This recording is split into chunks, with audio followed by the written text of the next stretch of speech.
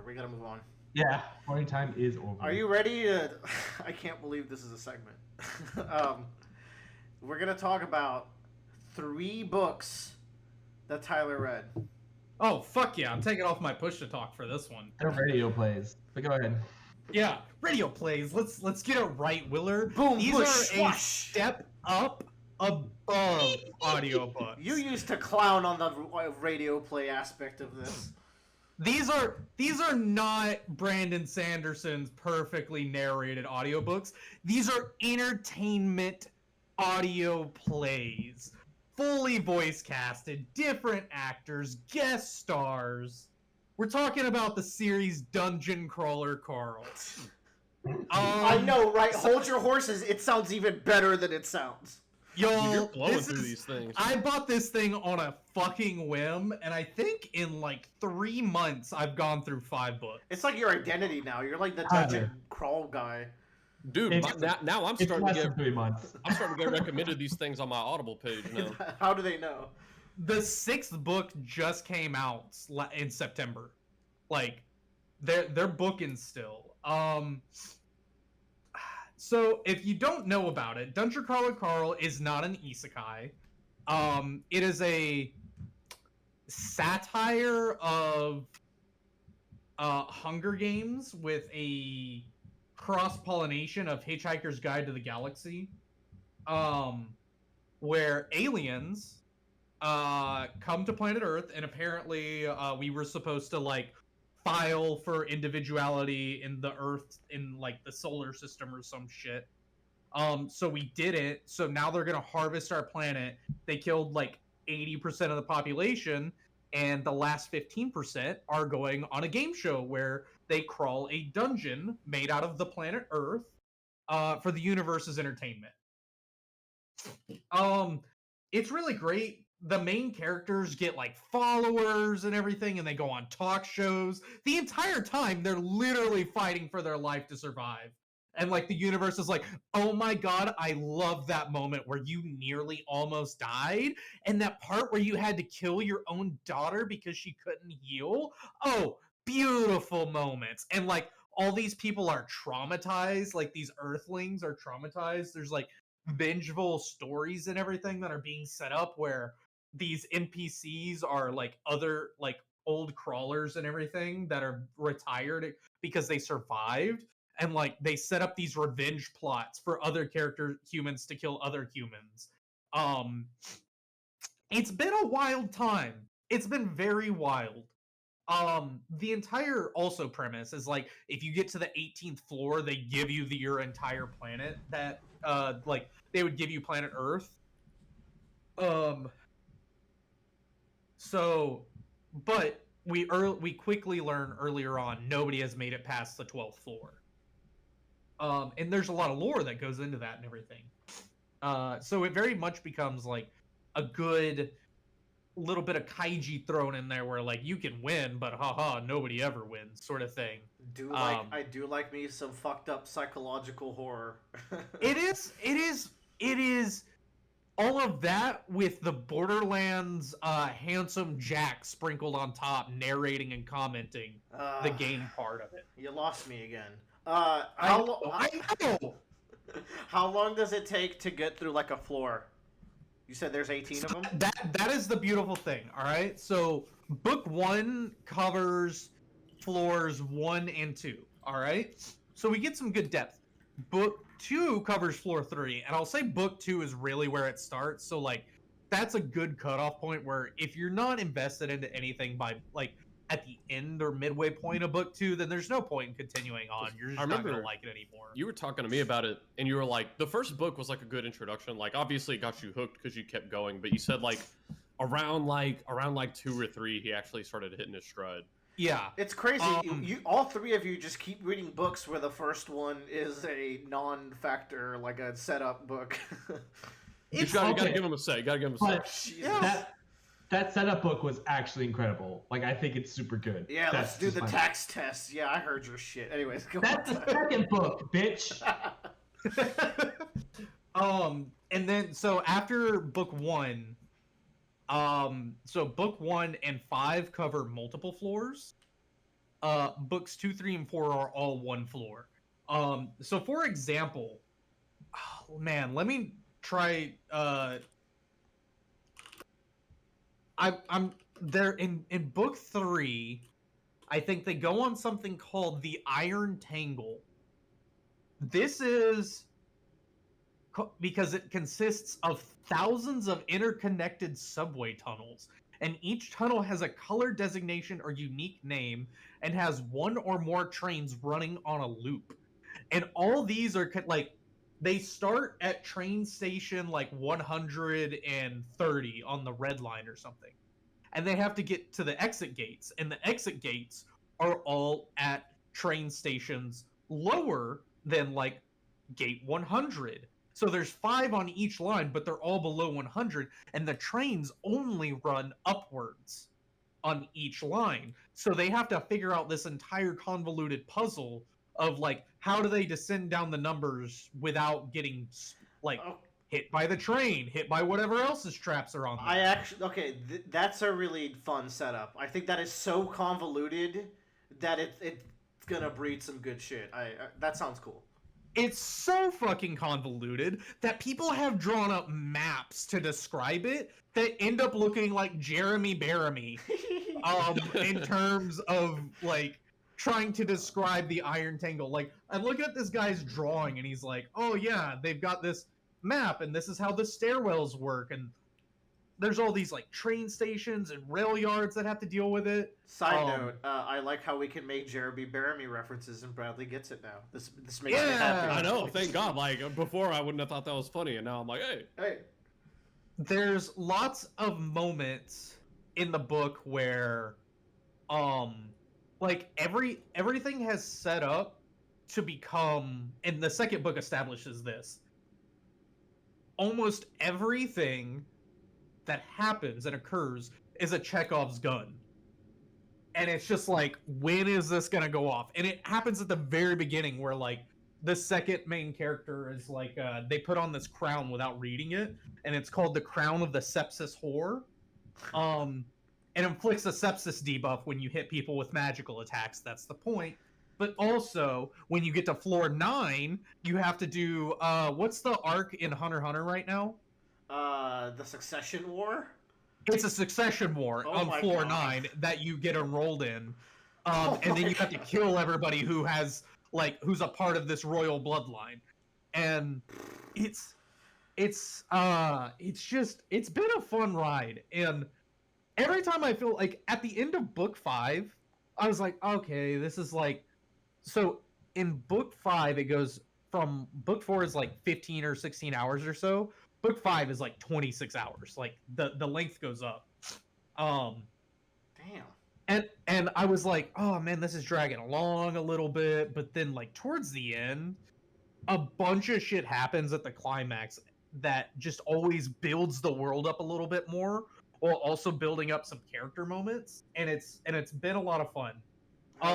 Willer, I think going in, if you have the mindset of Carl is an anarchist, and the game has rules, and there's a government, and there's like lawyers involved, and he is always trying to break the rules of the game and universal law so that he can try to fuck over the people who are running the game. See, but there's a fine line between the character getting himself into frustrating trouble or the character being like Jimmy McGill or Walt, where you're like, ah, shit, but I still love you though. It's like Jimmy McGill and the very end game of God, who's the guy from Breaking Bad? Walt. It's like the very end of Walt and Jimmy McGill fused into one character of just chaotic energy. Like, I'm going to break them all. I don't give a fuck as long as they suffer in the end. Sort of vibe. He's a little bit of an edgelord at sometimes with it. It seems like this could get edgy. I was just gonna say, like, the thing is, like, I have some credits I need to spend. I'll use one of them to buy a new Pimsleur volume, and I was considering using the other one for this. It's just that every time you talk about this, it's actually quite phenomenal, because I remember it was like this last time. You say something that sounds really cool, and then you immediately follow it with the most anti-Willer core bullshit I've ever heard. I think I've resolved to at least use one of my credits on book 1. Yeah, like I should give one book a try, right? I mean, you should, considering I read Worm and Pact. Yeah. I mean, that's a Bradley. Yeah. That's But a also, Bradley like, project. I'm interested. I'm interested. The subway, the okay. subway arc seems fun to me. I will say this, okay? This book is not a thinker. It is a good in the sense I say this is an absolute Tyler experience. I've been doing a lot of driving. Mm-hmm. I go brain off, and when I listen to Pact and everything, I'm intense. I'm part of it. But I can enjoy it, like I can enjoy the emotional impact that comes with that and a lot of the descriptive language. There's not a whole lot of advanced prose with Dungeon Crawler Carl. It's very descriptive. The voice cast is entertaining. The quality is good. It's just entertainment for entertainment's sake. Ryan's been reading it and he said it's good, but it's like a reality show of audiobooks. And I just like, if that's your spin on it, like for me, it's just entertainment for entertainment's sake, And I feel like that'll feel a good niche for me too, because like with some of the audiobooks I've been doing, like the 3 Body Problem, my problem with that book is like, I like to listen to audiobooks while I play video games, but with that particular book, if my focus diverts away from the book for even 2 seconds, I'm going to be totally lost. This one, I feel like it's an entertainment book. Like it's something I can probably multitask while listening to. I multitask a lot. I played a shit ton of Destiny while I was listening to this book. Like, I still have 40 chapters of kind of Monte Cristo to do. But maybe a break But yeah, would be like nice. how often do I say an audiobook is good for side piece content? I don't know. I think that's like their main thing. I can't play video games though audio unless it's Tears of the Kingdom was so good for audiobooking. It was the perfect vibe. So it has to be this guy. It can be good once I hit the post game and I don't have to watch cutscenes anymore. That'll be my new audiobook. Dude, speaking of audiobooks, I'm already back up to Arc 4 again on my re-listen of Mother of Learning. Nice. Yeah. Okay. Shit. Arc 4. Wait, that's the end. Yeah. Hey, you didn't scope out Demogorgon's new book for us. What's going on? Is that a real thing? Demogorgon. Dumagorg. Oh, shit. Yeah, that's just. No, you're right. I read the first chapter, and it was all right. It wasn't that great, but he fell off. then again, Mother of Learning took a few chapters to hit the point. Anywho, you got any more Carl-related content for us? So, it's great. I'll say another caveat. First book, pretty damn predictable. But it's still, you're like, holy shit, I can't, like, what the fuck? Like, is that really a thing? Let me back it up. Is there like themes to this story? Like, I will listen to an easygoing manga or book or TV show as long as there's like something for me to latch onto thematically or like good character arcs or something. Like, give me something. It's Is there a point? Like, is it just cool events or is there like something in there for me? Like thematically, there are a lot of forces. So like. The Crawl, as it's called, has been going on for millennia. There are a lot of forces in the universe who are actively and adamantly opposed to it, who every year try to help the Crawlers destroy the Crawl or the government running it one by one. It sounds like a dystopian rebellion story in a way, and it's like... We've all read Hunger Games. Dude. Yeah, I've heard about Songbirds this year. I'm up there. Again, like, I haven't sugarcoated that. I said it's a satire every time. No, you haven't. So really cool thing. I just started book 6, and this is fucking great because the first time I talked about this, I don't think book 6 was out yet. Hey, cool. I described what? Do you remember what I described the main voice actor's voice as? No, but I remember you distinctly making fun of his whoosh wash whoosh boosh. Sound No, effect. that's solo leveling. Shit, You that is did solo say leveling. you did say the reader was actually like he was pretty good. Like he has a bunch of distinct voices You for each liked it, character and yeah. stuff. He sounds like a knockoff Patrick Warburton. Oh, Oh right. shit. In the beginning of the sixth book, they announced their guest voices, and fucking Patrick Warburton is the main character's dad. Ha! And that's... I'm like, holy fucking shit. Hey, Peter, we gotta do the crawl. No. The cool thing is Wait, Joe does need to do the crawl, doesn't he? God damn it. the really exciting thing about this is when they harvested all the humans and like the planet Earth at the very beginning, they will recycle people for parts of the game. Like real people, and they're like, I don't know what, like some of them retain their memories, and it's like like the very first person they fought was this boss who was a hoarder, and like she was fully conscious of who she was, but she like had no idea where she was or why cockroaches kept coming out of her mouth. Ah! I hate it. Yeah. Hey, Yeah. Tyler, can I spoil something about book 6 or 7 for you? For Dungeon Crawler Carl? Yeah. No. I can predict the future. You ready? Okay. Floor Yeah. 18 is definitely not the end of this, because 18 is a weird number. So at 18, you get your planet back, but at 19, they declare bonus war on your planet, where they won't mine it anymore. They'll just nuke it. So after that, they have to still do shit. Like I don't. Nowhere close. 18 Nowhere can't, close. 18 can't be the final floor. Also, you know what's in 18 or after 18? If Willard had listened to our chat, I might have ran to the bathroom very quick at the very start Look. of it. Floor Okay. 18 was the friends we made along the way. Oh, right. um, Just like the One Piece.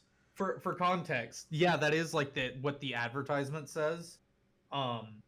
Nobody has made it past floor. Right, 12. no one's made it to 12. I'm saying if you make it past 18, there's bonus bullshit. No, You don't just win. nobody makes it past 12.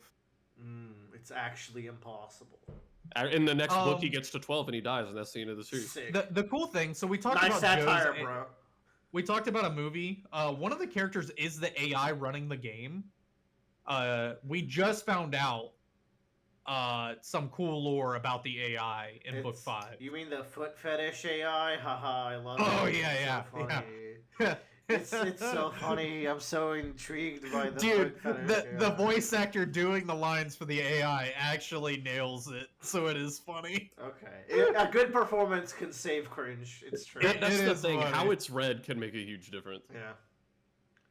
Patrick. So, Wilson. Dungeon Crawler Carl, if you like audio plays and like lit RPG books, I think it's potentially one of the top ones that's on the market right now. It's really cool at my age to find new things that I enjoy so much. Yeah. That is cool. If you don't enjoy hearing about Carl, I got bad news for you because Tyler will talk about book 10 in 2 months.